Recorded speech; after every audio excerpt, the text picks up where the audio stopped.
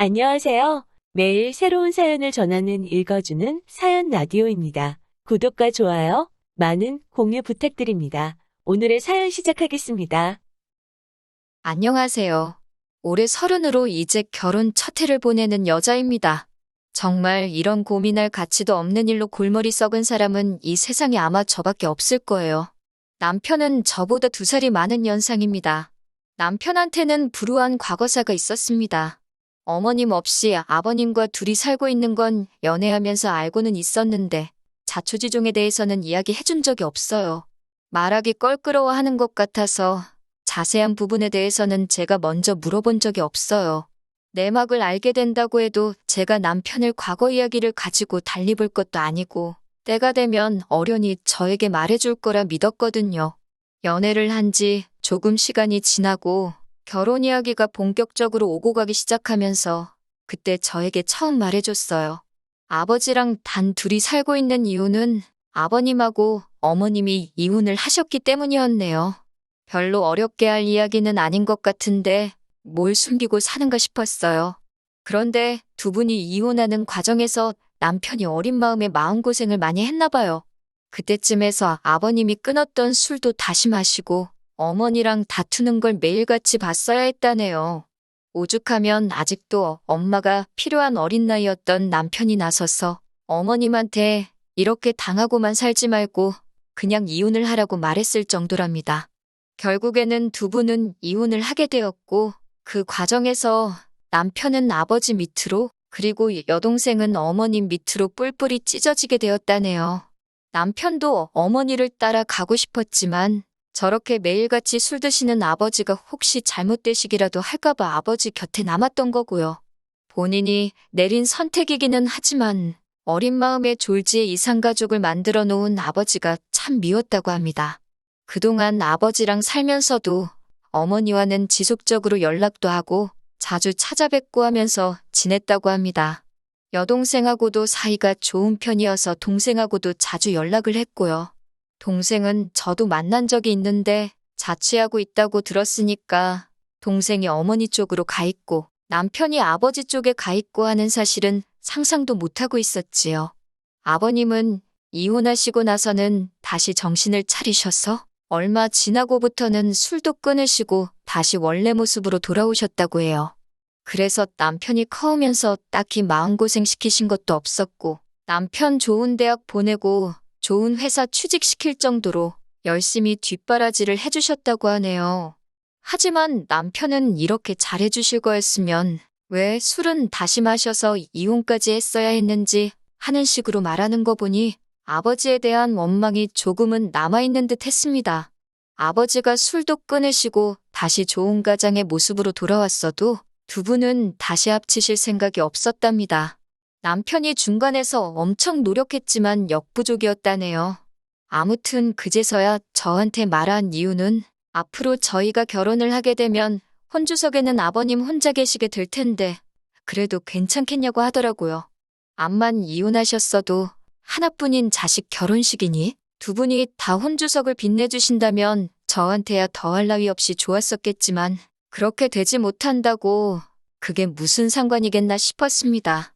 결혼 이야기가 본격적으로 오고 가고 나서 아버님과 저희 친정부모님 해서 양가 상견례는 이미 마무리가 다 되었던 상황이었습니다. 당시 남편은 아버님과 인사도 끝났으니 어머님이 혼주석에는 계시지 않겠지만 저를 소개하는 게 그림이 맞지 않겠냐며 자리를 한번 만들어도 되겠냐고 허락을 구하더라고요. 이혼하셨다고 해도 여전히 남편의 어머니인 사실은 변함이 없으니 저도 흔쾌히 그러기로 했어요. 남편의 여동생은 저도 몇 번 만났고 혼자 서울에 자취를 하고 있었기 때문에 어머님은 혼자 서울에서 조금 떨어진 지방 중소도시에서 지내고 계셨습니다. 거리도 있고 한동안 코로나로 난리도 아니었으니 남편도 요 근래에는 통 찾아뵌 적이 없었나 봐요. 그 당시에 저에 대한 이야기를 따로 해준 적이 없었는지 어머님은 남편이 저를 결혼할 사람이라고 소개했을 때 많이 놀라는 눈치였습니다. 그리고 소개시킬 거면 미리 말을 해주지 그랬냐며 한마디 하셨어요. 조금 분위기 좋은 식당에서 만날 걸 그랬다고 하시더군요. 저도 남편한테 소개시키러 오는 자리를 어머님한테 미리 말씀도 안 드린 거냐 한마디 했어요. 남편은 너스레를 떨면서 깜짝 놀래켜주고 싶었다고 말하는데 그런 모습을 보아하니 떨어져 지냈다고 해도 남편이 어머님과 이런 장난을 주고받을 정도로 사이가 많이 좋구나 하는 생각이 들었습니다. 솔직히 보기 좋더라고요. 그런데 어머님하고 한참 식사를 하고 있는데 어머님이 이 자리에 한 분이 더 오셔도 되냐고 물어보더라고요. 남편이 누구시냐 물었는데 어머님도 똑같이 너희들 깜짝 놀래켜주고 싶으니 당신도 말을 안 해주겠다고 하셨습니다. 그리고 식당 안으로 어떤 남자분 한 명이 들어오는데 남편 표정이 살짝 굳어지는 걸 느꼈어요. 그리고 그때 사건이 터져버리고 말았네요. 어머님은 그 남자분을 저한테는 시아버지 되실 분이라고 소개를 해주더라고요. 그때 좀 혼란스러웠지요. 헷갈리니까 족보 이상하게 만들지 말고 제대로 정리하고 넘어가자고 말할 수도 없었고요. 자리가 자리였더니만큼 괜히 토달지 않고 그냥 넘어가려 했었어요. 남편이 어떻게 정리를 잘해줬으면 좋았겠는데 남편도 뭔가 평소랑은 사뭇 달라 보이고 말수도 적어지고 반응도 싸늘했거든요. 어머님이 식사도 다 끝났으니 조용한 데로 옮겨서 이야기나 더 나누자고 하시는데 남편이 급한 볼 일이 있다고 하면서 자리에서 벌떡 일어났습니다. 돌아오는 길, 차 안에서 남편은 전에 없던 표정을 하고 있었어요. 무슨 일이냐고 물어보는데도 생각이 정리가 안 되는지 심각한 표정으로 운전대만 붙잡고 있었습니다. 중간중간 깊은 한숨을 계속해서 내쉬면서요. 서울에 도착하고 나서야 남편은 여동생한테 전화를 했습니다. 어머님, 아버님이 갈라선 것만 알지 자세한 내막은 제가 전혀 모르는 부분이다 보니 함부로 끼어들 수가 없었어요. 그런데 남편은 말 그대로 멘붕이 왔는지 어이없어 하면서 말을 잇지 못하더라고요. 남편은 생각이 정리가 겨우 다 된 건지 그제서야 저한테 입을 열었습니다. 눈가에는 눈물까지 고여서 자기는 이제 어떡하냐고 하면서 제 앞에서 처음 눈물을 보이더라고요. 참 놀라운 이야기였습니다. 아버님하고 어머님이 이혼할 때쯤에서 아버님께서 술 취해서 항상 어머님한테 폭언을 하며 언급하던 사람이 있었답니다. 어머님은 말도 안 되는 소리 하지 말라고 했고 아버님은 항상 술에 취해서 그러고 계셨으니 남편 눈에는 그게 다 아버님께서 어깃장을 부리고 있었다고 믿었던 거예요. 그리고 오늘 그 자리에 저희들한테 소개해준 그 사람이 아버지가 항상 어머니와 싸울 때마다 언급하던 그 사람이라는 거예요. 아버님이 술 마시고 부리는 주사와 의처증 때문에 어머니가 도망갔다고 그렇게 믿어왔는데 그게 아니었던 겁니다. 어머님이 다른 남자를 만나고 있던 게 사실이었고 아버님은 그 사실을 견디기 힘들어 끊었던 술을 입에 다시 대기 시작하셨던 거고요. 그렇다고 술을 이기지 못해 가족들한테까지 피해를 끼친 아버님 잘못이 없어지는 건 아니겠지만 남편이 원망했어야 하는 건 아버님이 아니라 어머니였다는 거죠. 동생은 이미 오래전부터 어머니가 그분을 만나고 있다는 사실을 알고 있었답니다. 자기도 이 꼴 저 꼴 보기 싫어서 독립해서 무작정 서울로 상경한 거라고 하고요. 그 과정에서 아버님한테 도움도 많이 받았다고 하네요. 다 알면서도 남편한테 말 안 해준 건 아버님이 아들 어미 사랑이 저런데 혹시나 마음의 상처라도 받으면 어떡하냐고 비밀로 해달라고 부탁을 했었다고 하더라고요. 여동생 입장에서도 어머니가 진짜 그 사람을 남편이라고 소개할 거라고는 상상도 못했던 일이기에 그냥 그동안 알면서도 아버님 부탁 때문에 남편에게는 쉬쉬하고 있었던 거라고 합니다. 아버님 또한 아들이 상처받는 게 싫어서 남편한테는 따로 해명을 하지 않았던 거였고요. 심지어 어머님이 저한테 시아버지라고 소개해준 새아저씨는 가정이 또 따로 있는 분이라고 하더라고요. 남편 동생 말로는 이혼만 해주면 어머니랑 살림을 합치실 거라고 했다는데 15년 세월 흐르는 동안 아직도 어머님은 이혼까지 해가며 그 집구석에서 첩대접을 받으며 생활하고 있던 상황이었습니다. 남편이 자기가 아버지를 오해했다며 자기는 어떻게 하는 게 좋겠냐고 하더라고요. 평생을 그렇게 알고 지내왔는데 자초지종을 알게 된 정신적인 충격이 너무 커 보였어요. 그 충격의 크기가 얼마나 큰지 제가 감히 가늠할 수조차 없겠죠. 달리 다른 말은 못하겠고 아버님한테 이제부터라도 잘하면 되는 거라고 했습니다. 아버님이 비밀로 하신 것도 나름의 이유가 있지 않았겠느냐고요. 뒤늦게라도 오해가 풀렸으니 더 다행인 거고, 그게 우리 결혼하기 전이라서 더 다행인 거라고 남편을 다독여줬습니다. 남편도 생각했던 것보다 금방 털어내고 일어났어요. 자기가 마음고생한 게 힘들어한다고 없어진 것도 아니고 말이죠.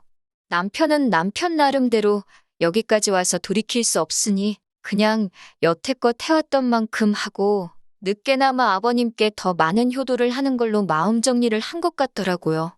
솔직한 마음에 남편이 어머님에게 미련을 두는 것부터가 이해가 가질 않았습니다. 여태껏 해온 만큼 한다는 말이 도무지 이해가 가지를 않았어요. 몇 번이고 아들한테 진실을 말할 기회가 있었는데 그동안 이런 방구도 없다가 정말 말도 안 되는 타이밍에 사실은 당신이 바람핀 게 맞다고 충격 고백을 해버린 거잖아요. 하지만 남편 마음에 내심 어머님이 불편해지기는 한 것 같더라고요. 물어보지는 않았지만 그 뒤로 어머님께 따로 연락을 드리거나 한 적은 없는 것 같았어요. 그런데 어느 날 저한테 어머님으로부터 연락이 오게 되었습니다. 결혼 준비는 잘 되고 있느냐 하는 안부 전화인 줄 알았어요. 혼주석은 아니더라도 하객으로 오시기로 했으니, 그런데 남편이 통 연락이 없으니 결혼식 날짜도 언제인지 모르고 궁금해서 전화했다 하시더라고요. 문제없이 결혼 준비도 잘 되고 있고 날짜는 아직 안 잡혔으니 잡히자마자 바로 알려드리겠다 대답했습니다. 그런데 어머님이 다짜고짜 저한테 그러는 게 아니라고 하더라고요. 결혼이라는 게 일륜지대사인데 시어머니인 자기가 상황을 속속들이 알고 있어야 한다면서요. 그렇게 잔소리가 이어지다가 결국 저한테 전화한 본론을 꺼내시더군요. 예단은 어떻게 하기로 했냐고 물으시는 거예요. 저는 그 말을 듣고 순간 흠칫했습니다. 다른 남자랑 새살림 차려서 이혼하신 시어머니한테 예단까지 하는 게 맞나 싶었거든요.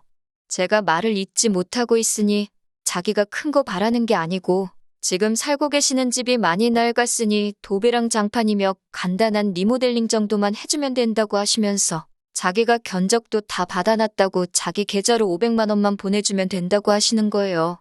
어이가 없었어요. 솔직히 예단이나 그런 걸 떠나서 이건 거의 삥 뜯는 거나 마찬가지잖아요. 그래도 남편과 어머님의 관계도 있었고 하니 제가 남편하고 상의해보고 연락을 다시 드리겠다 했습니다. 그런데 어머님은 예단은 원래 여자 쪽에서 해가는 건데 당신 아들과 상의할 필요가 뭐가 있느냐고 하시더군요.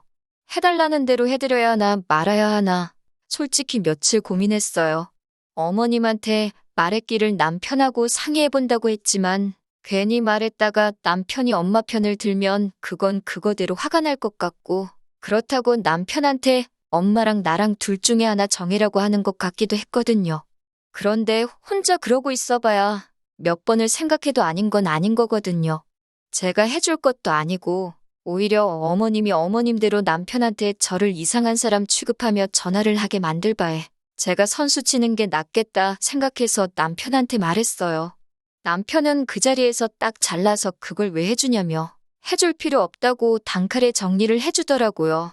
그것도 모자라 바로 어머님한테 전화해서 그건 동생 시집 보내실 때 동생 남편 쪽에 물어서 받으시라 강하게 말하더군요.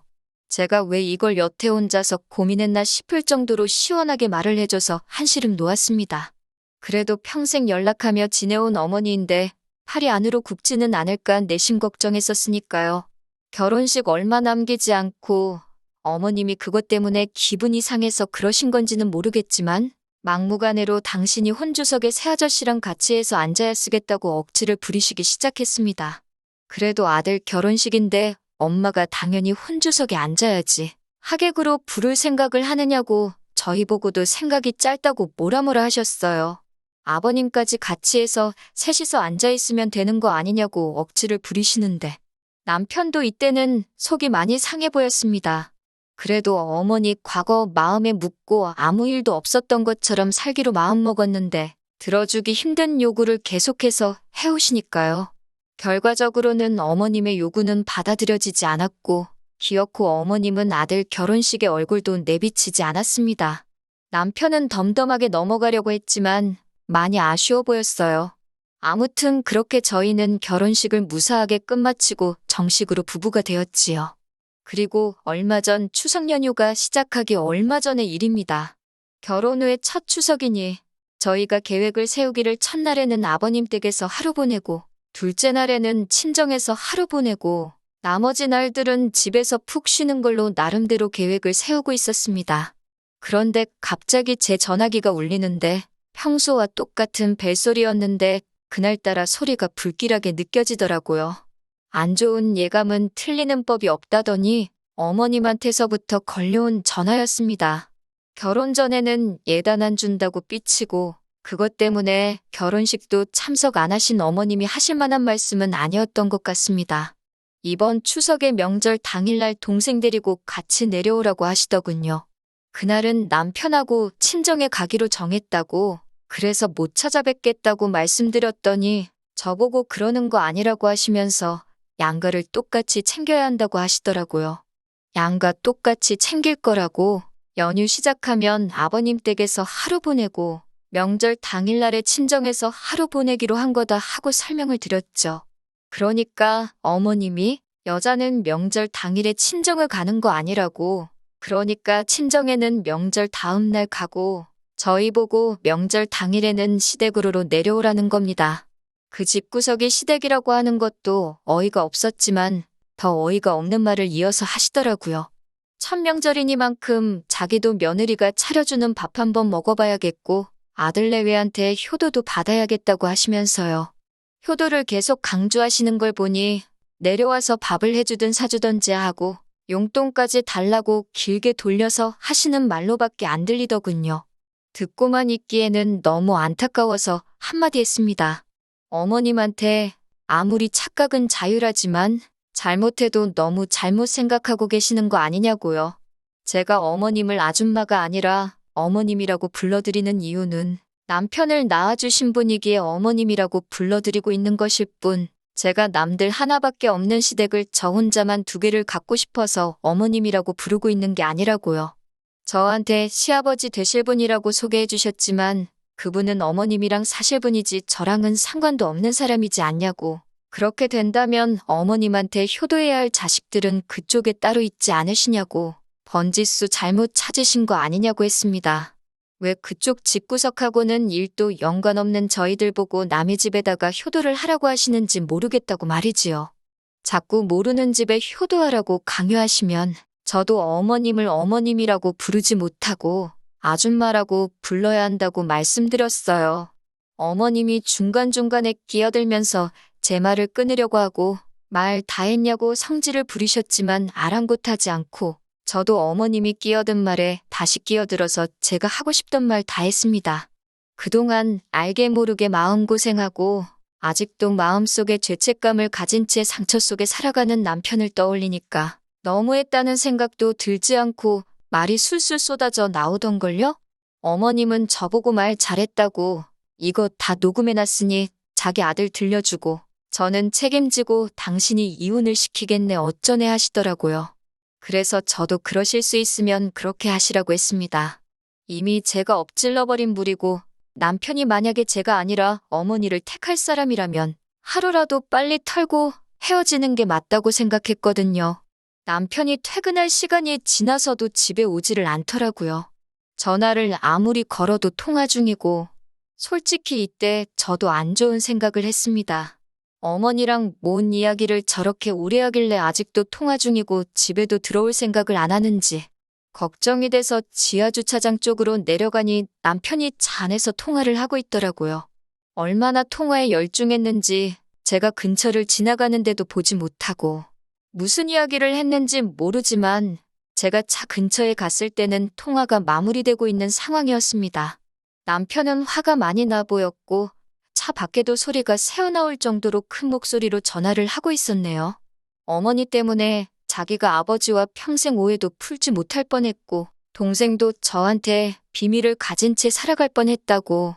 그런데 이제는 그걸로 모자라서 전화해서 한다는 말이 평생 함께하기로 약속한 아내하고 이혼하라고 하시냐고. 그럴 일은 죽었다 깨나도 없을 거고 어머니가 나를 아들로서 전화하는 것도 오늘이 마지막이고 자기 볼 일도 두 번 다시는 없을 거라 말하고 전화를 끊더군요. 그리고 마음 정리가 안 되는지, 분이 안 풀리는 건지, 차 운전대에 기대서 한참 고개를 숙이고 있었습니다. 한참을 혼자 내버려뒀다가 너무 오래 걸리길래 유리창을 톡톡 노크해줬네요. 남편은 화들짝 놀라서는 차 밖으로 나오더군요. 그러면서 저한테 사과를 해왔습니다. 이미 예단 이야기 나왔을 때, 아니, 저한테 그 자식을 시아버지라고 소개했을 때부터 진작에 연을 끊어버렸어야 했는데, 자기가 모질지가 못해서 못 볼 꼴 보게 만들었다고 미안하다고 하더라고요. 그리고 자기가 정신 차릴 수 있게 만들어줘서 고맙다고, 앞으로 보란 듯이 행복한 가정을 꾸리겠다고 약속해왔습니다. 어머님한테 유독 약한 것 같아 걱정했는데, 아무리 제가 일을 저질러 놨지만 저렇게 해결해 놓은 거 보니 저도 제가 사람 보는 눈이 정확했던 것 같아요.